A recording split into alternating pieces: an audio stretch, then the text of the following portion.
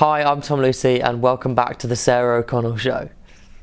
That's very good. Is that good? That's amazing. Is it? That's the best time you've done it. I can do it again if you want. I laughed at the end of it. Yeah, we don't want to convey merriment, do we? Let's do a serious... Like a news report about Brexit. Hi, I'm Tom Lucy. Welcome back to the Sarah O'Connell Show.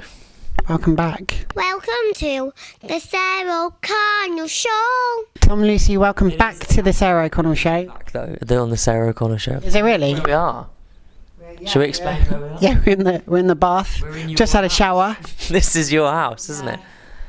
You've got an enormous red curtain Thank you. on your bed. I have. It's a little excessive. You think so? You seem to like it, so... If I open the window, it overlaps onto a motorway, so everyone would see. Is it? So we're really in the Museum of Comedy in London. They've kindly let us film here today. Yeah, we've been here for a few hours, haven't we? We have, yeah. Um, Talking about memories past. talking about your issues. We've covered a lot. We have, yeah. You seem a lot happier. Yeah. Yeah. I've said everything I think about you, and now it's all out in the open. And I've listened. You have. And I hope. I've taken it on board. Yeah. And I'll go away and think about it, and I'll come back to you. This was your intervention. Yeah, this was an intervention of sorts. We're in a room, we're in like a theatre, which with no one here. A load of empty chairs. But we're actually on stage in a theatre. We are on stage in a theatre, yeah. Yeah. A theatre I've never been to before, No. but I've heard a lot about. The Museum of Comedy. Yeah. There's a lot of sort of old artefacts out there. There is, such as ourselves, because last time I spoke to you, you were 21, and now you're a majestic 22. 47, Sarah. It's been, what has it been, 22 years? Wow. You didn't have a beard when you walked in today, but now... I know, I think a lot has changed, Sarah. We've been here for a long time. No, when I spoke to you a year ago, so yeah, 21. And last month, and the month before, actually. And I saw you, sorry for hitting the mic, and I saw you, I know you get very angry about the mic. Keep your hands on my knees. I saw you in Portsmouth. You did, yeah? At the Spinnaker Tower. I was in the Spinnaker Tower, yes. You were headlining an evening of comedy. Yes, I was headlining an evening of comedy at the Spinnaker Tower. And I was watching that very evening of said comedy. And you were there attending the evening of comedy that I was headlining. I sat next to you for a bit of it. You did sit next to me. You were very lucky. You won a competition and you got to sit next to me for a few minutes. Yeah. Was it everything you hoped it would be? I think so, yeah. I think so. And then I saw you the month before that. You In did. Southampton. You did, because we went to Comedy Central Live and you were with Chris Ramsey on your way to Takeshi's Castle, if memory serves. That's true, yeah. We went on to Takeshi's Castle. How was that? Did you enjoy it? Did you get really out of breath? It was fun. It was kind of...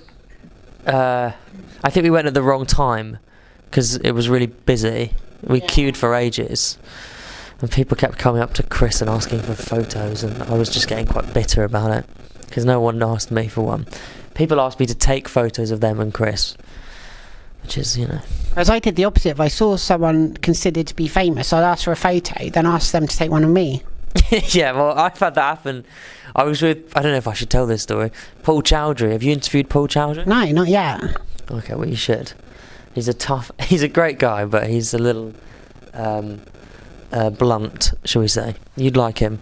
But I was standing outside a theatre with him just around the corner from here, and this sort of Polish couple came up to us and said, is it okay if photo, like to Paul? And he assumed that so Paul put his arm around his girlfriend, and then the guy sort of looked really sort of terrified, and then went, no, you take photo of us. And Paul was just, I mean, it's, you know, one of the most embarrassing things that can happen. What the hell did that Polish guy think Paul was doing? Just put his arm around his girlfriend. Exactly. Mental. It's outrageous. Anyway, it's good to start with a joke. Go on then. I don't have any jokes. Well, I don't have any short ones, but we could do a story. Yeah, go on then, I like stories. I can't do a story. Why? Because that would take ages. I won't. I'll speed it up. You talk to enough comedians to know that the worst thing to say to a comedian is tell us a joke. Yeah, but you said that. You suggested it. That wasn't me. I know I said that. I know. I'm sorry, Sarah. It's okay. We've got... You've hyped things up unnecessarily, and now it's devoid of humour. Oh, God. I know. You're like reviewing one of my gigs. Basically, this is a live review. Those empty seats are the review of your show. Oh, Sarah, I thought this was going to be fun. It is going to be fun. This is just making me depressed. Why? This is like a therapy session. I'm just unraveling. You're just asking me single questions and I'm unraveling. I haven't even got to the questions yet. I know. Ask me. Let's go for questions. Should we go for a pre-planned question? Let's do a pre-planned question. PPQ. Yeah, PPQ. Sarah O'Connell's SOC's PPQs. Yes. Yeah? Yeah, that's what we've written down, yeah. Great. So you recently performed live at the Comedy Store. Yes. Now, do you the memories are flooding back. You just thrust the mic into my face. Yes, I can confirm that. In case you said yes or something, I just thought I would let you have a go. Sure. So, do you find it any more stressful recording for television, or is it, once you're performing on stage, it's just the same? Well, I'm a consummate professional, Sarah. You know that. You've seen me work. You've seen what I do to people. So it's I find it the same. It is a bit more stressful, I suppose, because if you fuck something up, then you can't. You can do it again. You can do it again. So what I'm saying makes no sense because you can literally do it. There's not a record of it normally, like when you do it on stage. So if you say a word wrong, or because they just cut it out. So I don't know what. Oh, do they do that? That's good. I don't know what I'm talking about. Last year's show, you returned to the Soho Theatre and performed that. How did that go? Yeah, good. Thanks. Yeah, that's what we talked about last time I was on this show. But I've got another question for you. Will it be available digitally on demand or via DVD, Blu-ray, or 4K? Blu-ray disc. Question. Thank you. Question. Follow up. It's a sequel, so I assume people have watched the first one and they're ravenous for more. Well, I imagine that people have binge watched the first one, and then they've gone, "Fuck, is there another one?" You know, like when you get to the end of like a Killing Eve or whatever, you go, "Fuck, I've got." Killing Eve, yeah. So what we should do is record like 12 of these. Are we going to? People will be like, "Fuck, I've got to put the next one on." Is it going to be available on DVD? No. Oh. Well, it's not really up to me. If it was up to me, then I would do it. Oh, we could do it now. You've got all the equipment. You've got a fan base. It's basically just you, but yeah. Yeah, but I'm a big fan. Thank you. So no, it won't be available on DVD. Oh God. But DVDs? I mean, come on, Sarah. It's 2018. Yeah, but it's coming up to Christmas. You've got to have a DVD out. I don't even know anyone who owns a DVD player. So, for example, when there was VHSs, for a long time, when DVDs came out, people were still on the VHS, and it took them a while to adopt that. And now, while most things have gone digital streaming, be it on Sky or Amazon or Netflix, there's still some people that prefer a physical DVD home entertainment release. What say you? I agree, actually. Yeah. There are some things that I think are better physical copies. Food's better in physical copy. Yeah. Chairs are better physical. Chairs are a bit messy. Yeah. Most things are better physical form. I think so. Why not comment your thoughts below? What do you think is better in digital than physical? Or what do you think is better physical than digital? Comment below. I watch a lot of YouTube and they always say things like comment or like or subscribe or they always point at things, don't they? You can subscribe here and here. Well, so you can click the subscribe button. Which will be down there, I think. Yeah. I think it's there. There's also a little red icon in the corner that also allows you to subscribe at any point during the video. If you're on a PC or Mac, I guess. Wow, she knows her stuff. Yeah. Put it there. You spend a lot of time on YouTube. A bit. Yeah. It's impressive. Where I mostly am. I've heard. At MySpace, GeoCities, ICQ, MySpace. You really are locked in the videos and MySpace. I'm trying to cater for people in 2008 here. When is this video going out? In 2008? Yeah. So, Leona Lewis has just won X Factor. What do you think about that? I think she's great. She's great. She's going to do really well. Yeah. She keeps bleeding love, though, is the only problem. That was a great song, I wasn't really like that song. it? Yeah. It's a good song. What's happened to Leona? Interviewed her on this show. I haven't. She hasn't gone into comedy yet.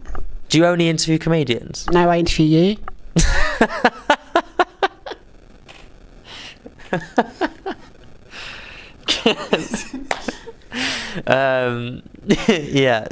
Fair point. You are a very good comedian. I am, of course, joking. Thank you, Sarah. You're one of the few that's been back twice. Yeah, so who else has been on twice? So, Catherine Ryan's been on thrice, so 3 times. Has anyone else been on thrice? Yes, Joe Lycett. Joe and Catherine have done it thrice. 3 times they've been welcomed back. So far, Robin Ince Yeah. and Eric Bischoff. What the fuck? Why are you I like him. a wrestling promoter? He's interesting. Oh, okay. I'm sure he is. Yes. And me. And you, yeah. Wow, that's really a esteemed company. It's actually pretty good. It is pretty good. Yeah, so I get my favourites on more than once. And I've got some that I won't mention yet that are lined up for 2019. Bailey's back. Stephen Bailey, February. Stephen Bailey. Me and Stephen Bailey once went to a gay club around the corner, and Stephen took his top off Yeah. and started pole dancing and shouting, "I'm going to be famous one day." Did that do it? Yeah, I mean, I was erect. So, So when he said, I'm going to be big one day, that's what he meant. that's what he meant. And then he gave him a standing ovation. Yeah, I mean, he is doing very well though now, Stephen, isn't he? Doing very well, yeah. He's had that Celebrity on the Farm programme, lots of other things. Celebrities on the Farm. Zoe Ball programme that's on several hours before I wake up. He was on Coronation Street. Corey, yeah. Yeah. Do you watch Corrie? I occasionally, by accident, Dip out. if I can't find the remote control, then sometimes it is stuck on that. Anything to say about it? It is. Um, I am watching it, but I'm watching it on catch up, so I'm on 1979 at the moment. okay, you are quite far in the past, aren't you? Yeah. Great. That's a great thing. Once media's been filmed, it exists forever, so you can just enjoy it, dip in and dip out. Bloody good point. I feel like we're having an A-level media lesson. We're in a museum of comedy, We are in the Museum of Comedy. This is where comedians come to die basically. and then get stuck to a wall for Japanese tourists to look at. I've got another question for you.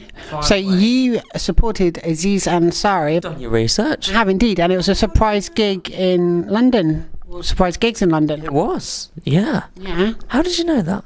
So I researched these things. On the Pulse? Yeah, basically. Because that was a surprise. So I'll tell you how that happened. Please. Aziz was coming to London to do some sort of surprise pop-up gigs at the Pleasance Theatre, Very nice. and it was on a Friday and a Saturday, and I think on the Thursday, the day before, I just got a text from him. I've never met him before. This sort of unknown American number came up on my phone, Yeah. and I was driving, and I sort of looked down at the phone, and I thought it said, "Hi Tom, this is Aziz Ansari," but it was on the seat next to me, and I thought, well, it can't say that. It must say something else. Of course. It looked like it did, but it did. And I think Jack Whitehall had given him... I'm name dropping a lot here.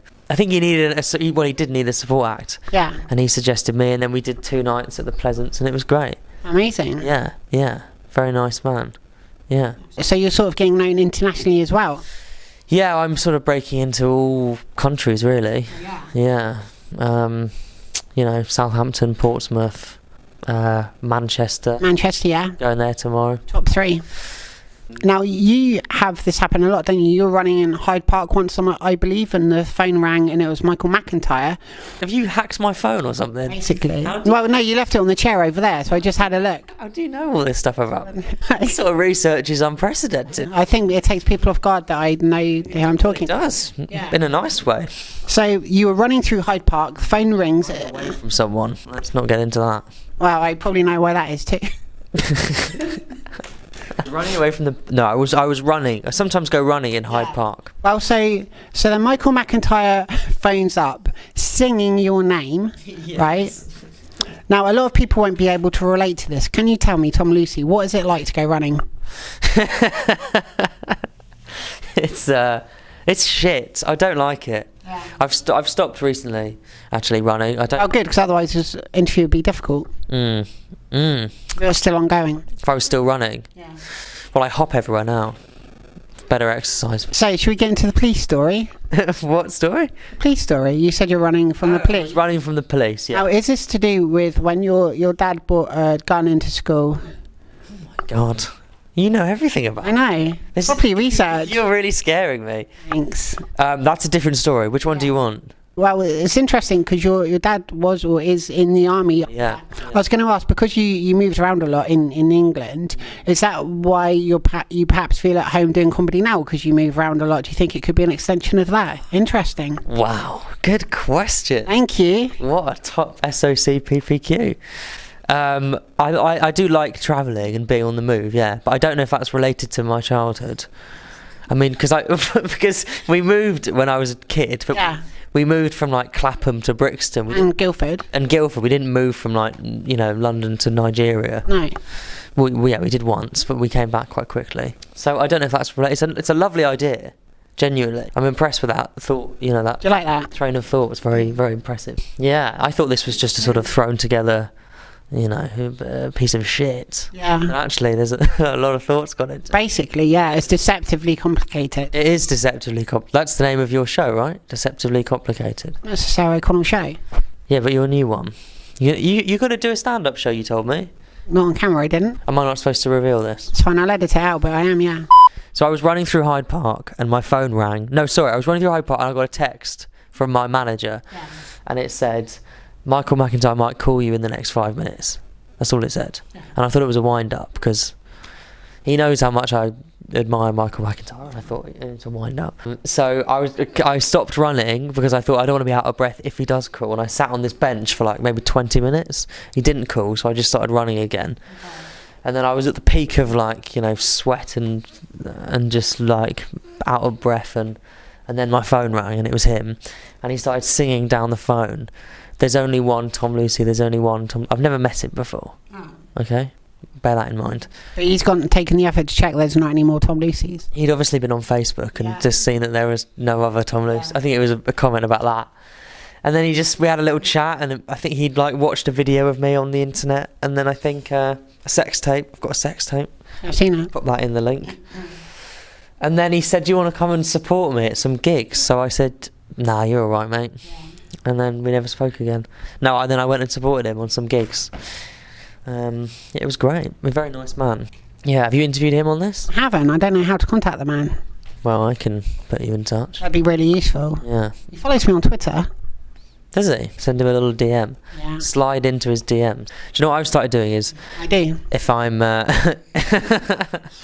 you know everything about me. Basically, complex camera system. People said to me, you know, because I'm obviously in the sort of dating game. So one of my mates said to me, you should go on Instagram, and if you see a girl on Instagram that you like, you should slide into her DMs. Yeah, That's a good thing to do, right? I didn't know that. But I've discovered that what is better to do is to find a girl on LinkedIn and slide into her LinkedIn DMs. Because then she knows you mean business, you know? They get loads of Instagram blokes sort of sliding in, don't they? But LinkedIn, very few LinkedIn direct messages. So that would be my advice. I mean, if you're not a connection to them, you have to pay for a LinkedIn Premium or whatever it is in order to send an in-mail thing. Pay $10.99 a month, but it's worth it, Sarah. In my opinion. I mean, I've been on 4 dates in the last 10 years. So LinkedIn, that's pretty good. £10 a month, that's worth it.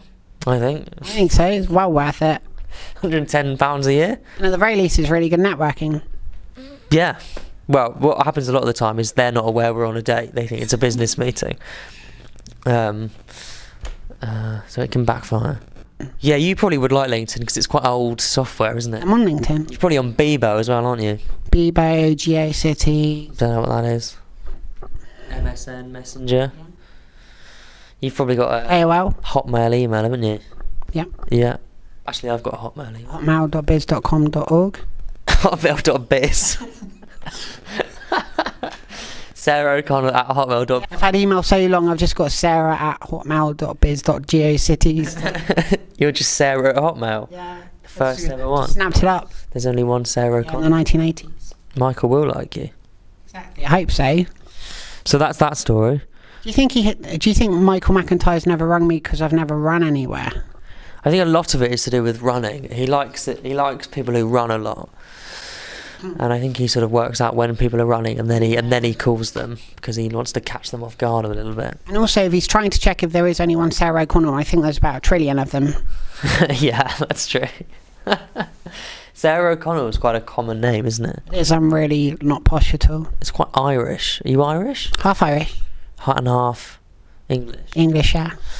Yeah, a lot of Sarah. Not too many Tom Lucys.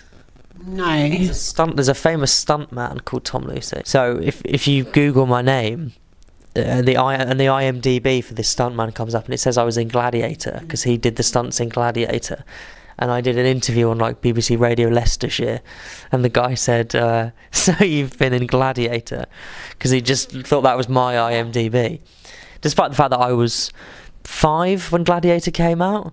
You did really I was well. the main stuntman in Gladiator. Nice to have a prepared interviewer like you. So I should probably not ask all my Gladiator questions. It's just get rid of all your Gladiator questions. So what was it like on 300? Stressful. Yeah. Stressful. Now you went on Sky News. I've just seen one of your questions. Yeah. Still suffering from gout? Yeah, let's go there now. Are you? No, I never was, Sarah.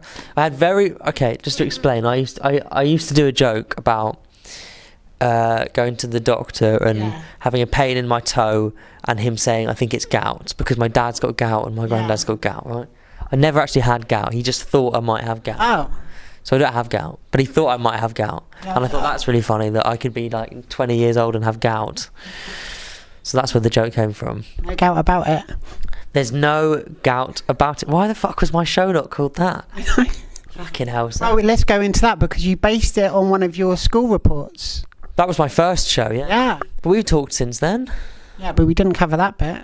No, so my first ever show that I did was called, in hindsight it was too long a title, it was called Tom Lucy Needs to Stop Showing Off in Front of His Friends. Yeah. That was my first show. And it was too long, I think.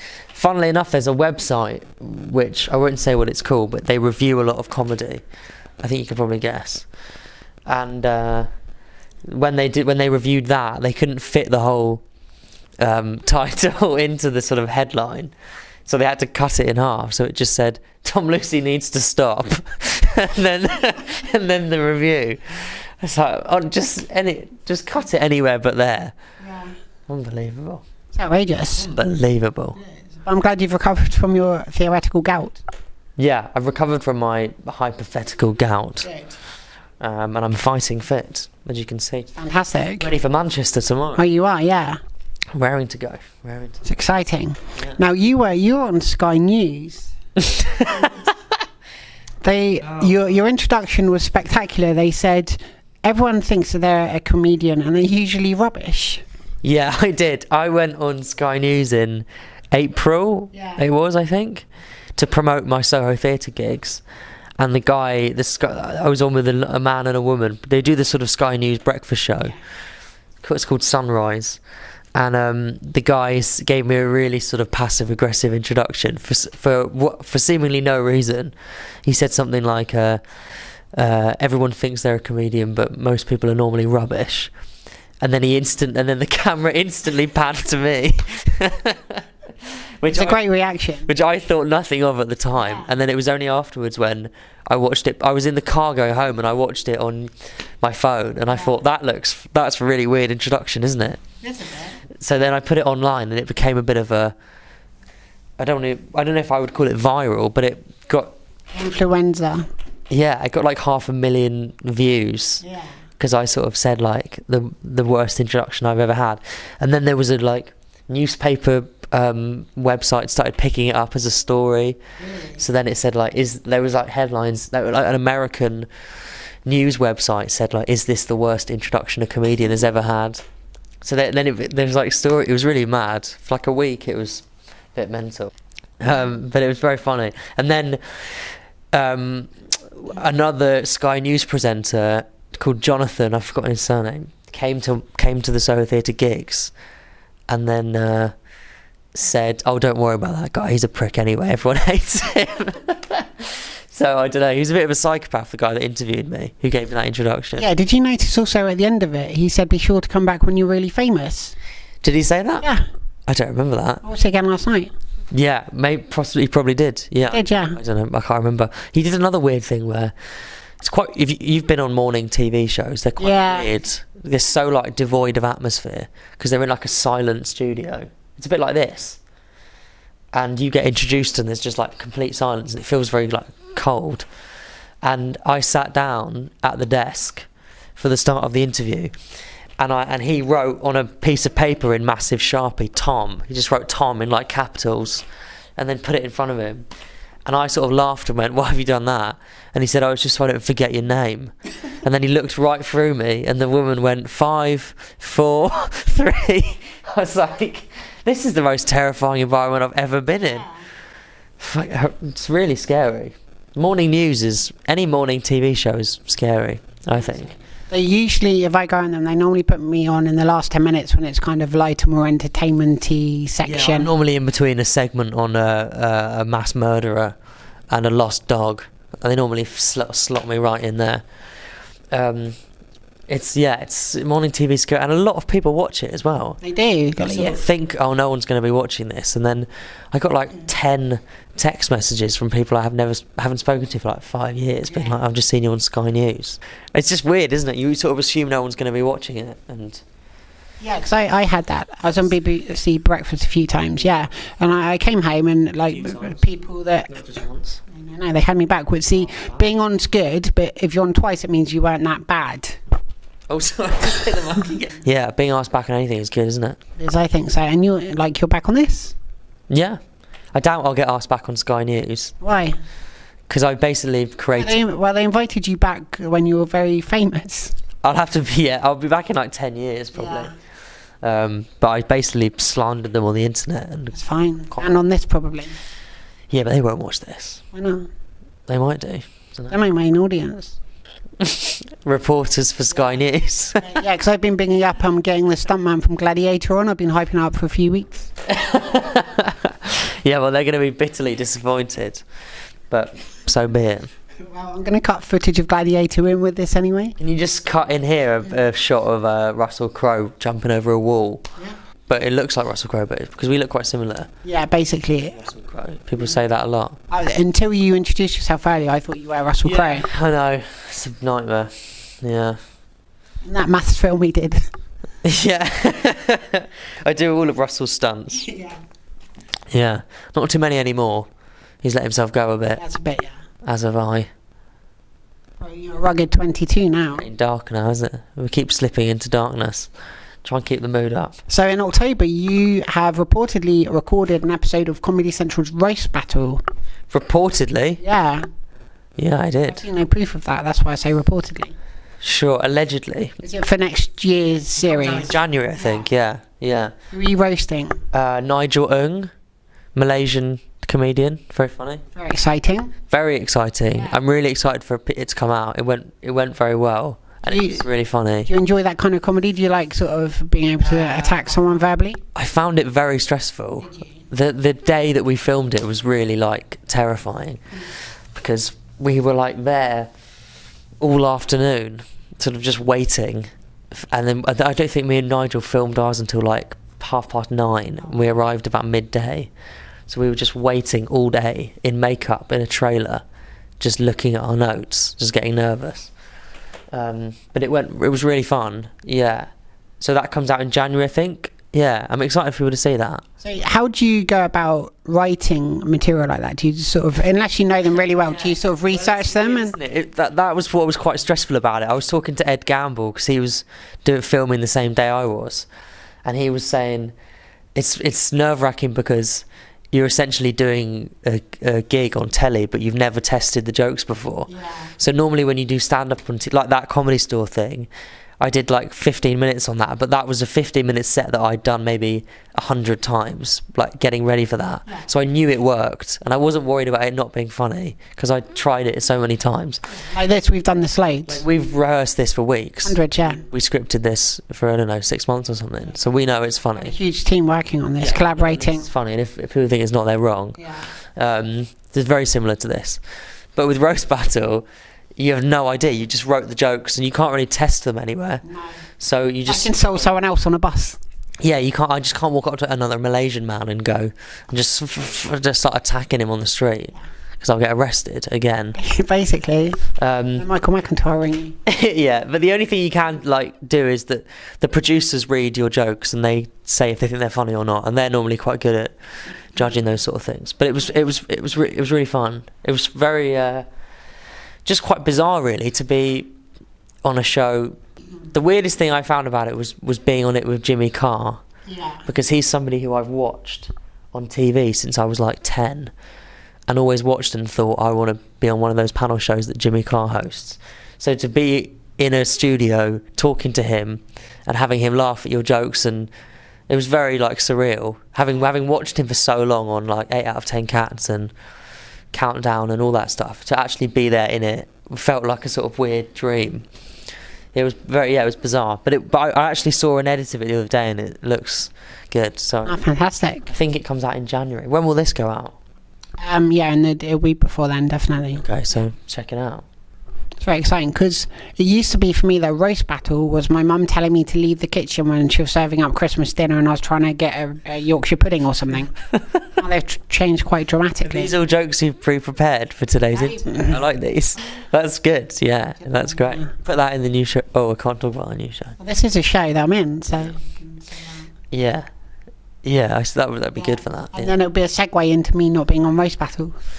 You could get on roast battle. We could roast each other. I would do that. Great. Well, I'll put a word in.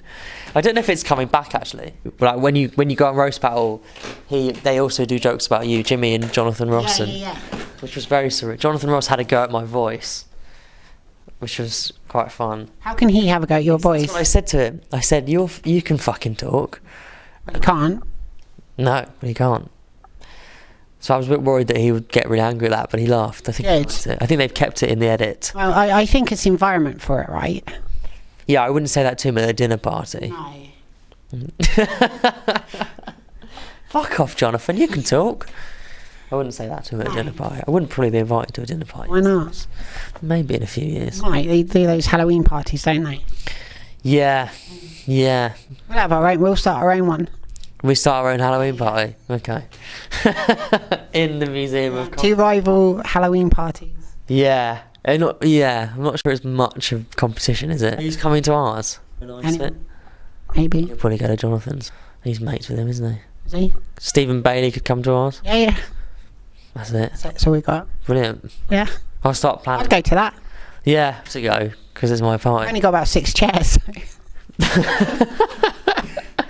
Well, that's fine. Just me, you and Stephen. Who would you also like to roast if you were to return to roast battle? Just in general, if there was like a roasting scenario, which other comedians or anyone really? Michael McIntyre. Oh, that'd be interesting because he doesn't do sort of aggressive comedy, really, does he? That's why I think he'd be easy. Yeah. Because I could just be really horrible, and he wouldn't. He's not. He's a very nice man, so he wouldn't be able to do that. A bloodbath. If Michael McIntyre roasted Lee Evans, who would walk around more? That would be a great roast battle. Yeah. I don't know who would. They're both very nice, not aggressive people. So I don't know who would win in that. Exciting. Interesting idea. Who could I roast? I get quite a lot of online abuse from certain comedians. Not actual abuse, like they think it's funny to sort of send me abuse. Phil Wang gives me a lot of abuse on the Really? internet. So, Tom, you've got a podcast called Tom Lucy Plus One. Tell me about it. Well, thank you for asking, Sarah. You're very welcome. I've only done one series of it. I think we're going to do another one, but it's I've done 10, and it's a podcast where I talk to people from the entertainment world, so like comedians, singers, musicians, actors. Chat show host. It's a chat show. It's basically a chat show. I haven't interviewed any chat show hosts. You should. Yeah, I don't know any that are good though. No. No. You know, incredible ones. Well, yeah. The substandard ones. Yeah. So Don't have like this incredible episode and then go back. It would be jarring for people. it would be too much, I think. It would. Yeah. I think we're going to do another series. Yeah. You should. It's just about finding guests. I found it really hard to book people because I kept booking people and then they kept pulling out at the last minute, and everyone's so busy. Yeah. So it's really hard to sort of nail people down. That sounded very aggressive, but it was really good fun, and I got to talk to some like amazing people. Spoke to like Tom Odell and Danny Wallace and Joe Lycett and who else did I talk to? Don't know. Russell Kane, Very nice. Adam Gillan. Yeah, it's like great people. Yeah, it's a fun show. I enjoyed it. It was a really fun thing to do. I think I'll do some more. You should. It's just as I said about getting people to get a date in. Exactly. You know what it's like. No, I've never had a problem. People just turn up. That's because people want to do your show. Yeah, that's the difference.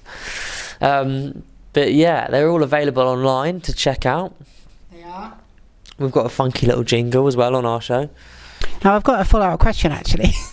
Yeah. In the podcast artwork, you're holding your ear. What's the story behind that? Kind of like... I'm doing this face like this, aren't I? Yeah. Well, that's nothing deliberate other than the fact that... Did they take you off guard when they took the photo? No, I just had a load of photos done, and they sort of talk to you while you're having the pictures done. So you're not. They didn't say like hold your ear. I was just chatting to them, and I must have done that, and they took a picture, and then they thought that would be good for the podcast because it's like I'm listening. Oh yeah, I like that. Listening to the podcast. Makes sense. So they thought that was good, and I don't really know anything about that sort of stuff, so I just let them do what they have to do. Makes sense. Yeah, so that's the story behind the ear. Thanks. I wish it was more interesting. It was. Yeah. Enjoyed that. Best bit so far. I thought it was. Now, Tom, you've got a new show, Reluctant Millennial. Tell me about... pronounce it, yeah. I did a show in Edinburgh called Reluctant Millennial. You did. Yeah, yes. And you're touring with it in 2019? wow, 2019. Yes. A big year for me, Sarah. A lot happening. I'm going on tour, but it'll be I've done 2 hours, and it'll be like a combination of the 2 hours. Sort of Tom Lucy needs to stop showing in front of his reluctant millennial friends. I don't know what. It's like a combination of the 2 hours I've done. Wow. So it's kind of, because it's like an hour and a half. Yeah, I'm going to have a band, I think. Good. I'm not going to have a band. The Kooks are going to support me. Don't call your fans that. So yeah, because it's an hour and a half, it'll be like the best of the both shows together, with a few new bits as well. So it's not going to be called Reluctant Millennial. It's just going to be called, I think, like Tom Lucy Live, something very inventive, and it'll just be all my best bits. It's kind of like, I think it's about 10 dates. It's not a massive tour, but then I'm doing the Leicester Square Theatre in London, which will be the biggest solo gig I've done. It's very exciting. And it's like 400, 450. Wow. So yeah, it'll end there, and then I'll write another show. But there's something happening before that, isn't there? What's happening? So on the 4th of March, you're hosting Tom Lucy and Friends in aid of Bernardo's. It's like having my PA here. I'm doing a charity night for Bernardo's. I do so much for charity, Christ. Oh. Aren't you a young ambassador for Bernardo's? I am. Wow. Yeah, so about a year ago, I hosted a gig for Bernardo's in Edinburgh during the festival, which was a lot of fun. And then they asked me to be a young ambassador, which is very nice. Yeah. It's me and Tom Daly, if you're interested, who are the young ambassadors, obviously. Yeah, I'll support Bernardo's now that Tom Daly's involved. Now that Daly's involved. So and then I said, why don't we put on a night in London? So I sort of booked the Comedy Store. And then I've put together a lineup of really good comedians, and there's a few that we haven't announced who are going to do it, who are really good. So I know Shappy, Corsandi, Larry Dean. Yeah, we've got Shappy, Larry Dean, Rhys James, London Hughes, Mark Simmons, and then we've got a couple of others who we haven't announced, who will be, I think, like surprise guests. Fantastic. It'll be good. Yeah, it's on the 4th of March. It's a great cause, Bernardo's. It'll be really fun, yeah. I'll be sure to come along to that and support. It's a Comedy Store, so it's, there's no better place to see comedy anyway. True. So, you're winning. Winning. So, I think that you can tell a lot about a person by the movies they like. What are your top 3? Oh, good question. I think I have quite basic taste. I think you're going to think I'm an idiot. No, well, not for that. You already think I'm an idiot. I think you're sophisticated. One of my favourite films this is actually not basic, is With Nail and I. That's one of my favourite films. Yep. That might be number 1. So that's the one that you tell people when they ask you that question, what are your favourite films? That probably is actually. Everyone goes Shawshank Redemption, but then they go Fast and Furious 6 and Triple X2. The Emoji Movie. No, I do actually really like that, and I also like Play It Again, Sam, which is a Woody Allen film. Yep. Those would be two, and then the third one, Goodfellas. Okay. Yeah, Love their pizza. yeah, they've done good pizzas. Yeah. Papa John's as well. That's another good film. Yeah, I Domino. There was actually a film called Domino. was there. Domino, yeah. Pizza Express is a good film as well. Like that. So they're probably With Nail and I, Play It Again, Sam, and Goodfellas. Ratatouille. It's fucking great, Sam. It was on TV and it was like 2 o'clock in the morning and I watched it and It's good. really good. See, my favourite Disney films are The Lion King and Lilo and Stitch. Yeah, well they're making a new one, aren't they? Yeah. It's the live action but not live action film. Yeah. I don't know what that means, but it sounds... So it means it looks photorealistic but it's still CGI. Okay. Have they never done that before? Yeah, they've done it. The Jungle Book. I'm not sure. They're basically just remaking everything. It's just a cash thing? Yeah. Okay, alright. No, I was quite annoyed at its existence, and when the trailer launched, I was just angry when I pressed play, and then the music hit, and I was just like excited about it. Yeah, it's exciting. Magic of Disney. I love Disney. Now, because it's Christmas time, have you got a favourite Christmas movie? And also, can you settle a debate? Would you say that Die Hard is a Christmas movie or an action movie? I would say that Die Hard is an action movie. Correct answer. Yeah. And the first question was, do I have any Christmas... What's your favourite Christmas movie? My favourite Christmas movie is... I know the answer to this. Polar Express. Have you ever seen Polar Express? Yeah, well, I've seen most. Yeah, Tom Hanks. Yeah, that's my favourite Christmas movie. We had a weird thing when I was younger, where my family would always watch that film on Christmas Eve, Polar Express. I don't know if we'll do it again this year because we're all old now. We can't keep doing that. Well, I suppose we could. You could. So Polar Express, yeah. Tom Hanks is great in it, isn't he? His voice just is so soothing. Yeah, it's good in everything. Yeah. Except Joe versus the volcano. I haven't seen that. Exactly. Sounds like a video game. It is. I also like Christmas with the Cranks. Yeah. That's a good film. So my favourite is National Lampoon's Christmas Vacation. Haven't seen it. It's amazing. Chevy Chase. It's really good. So he's an arsehole apparently. I've heard from quite a few people. Really? Yeah. It's good in the film. I'm sure he You is. just literally mentioned a Woody Allen film earlier, casually, like nothing happened. I didn't even mention it. I don't necessarily like Woody Now Allen. you're attacking Christmas. I don't like Woody Allen as a person necessarily, No. but I think he makes good films. Although having said that, I don't think he's made a good film for a while. I think like the last sort of 7 have been not great. So I like a lot of his old stuff. That makes me sound really wanky, doesn't it? I like all his old stuff, but I do. I'm not sure. Again, Sam wasn't even directed by Woody Allen. That's true. It was written by him, There you go. and it acted in by him, but not directed by him. True story. Fun fact. Very fun fact. Speaking of which, tell us something about Tom Lucy that we do not know. What don't you know about Tom Lucy? I know pretty much everything, but the others. Than I do about Tom Lucy. I mean, I had to make up some of the facts. What don't people know? My great granddad, sorry, was a world champion boxer. Oh, wow. Yeah, in the sort of 50s and 60s, or maybe earlier than that, 40s, 50s. He was called Peter Lucy, and he was London. He used to fight with like the Cray twins and all that. Wow. Yeah, really messy, down East London. So I come from a background of crime You do, yeah. and deceit and anger. A lot of anger in my family. Well, before today's intervention. Yeah, that's why we watch Polar Express every Christmas, try and calm everyone down. Because normally there's a big fight going on. Literally trying to train yourself. I'm literally trying to train us to just enjoy Christmas. It's getting quite dark again. That's a fun fact, right? World I champion. enjoyed it. Yeah, it's a good fact.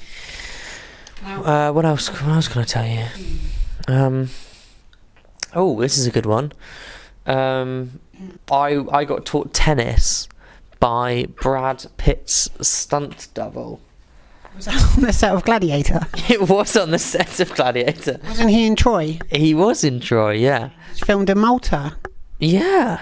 So I went on a tour of Malta and I saw where they filmed it. Yeah. Yeah. That's true, yeah. It's true that I did that. That is true that you did that. I believe you. Yeah, he used to live near us, Brad Pitt's stunt double. And when he wasn't stunt doubling for Brad, he would teach tennis, and he taught me and my sister tennis. And we once stole his phone and called Brad Pitt on it, and he didn't answer. But we called him. It said Brad P on his phone. So we thought, well, that's got to be Brad Pitt, right? Must be. So we called it, and he didn't answer. Outrageous. So, yeah, that's not my best anecdote, but Well, there's been a plethora of them throughout this hour. yeah, I've told a few anecdotes. Yeah. Have you got any messages for people watching the Sarah O'Connell show and your fans around the world? Keep supporting the Sarah O'Connell show. Yeah.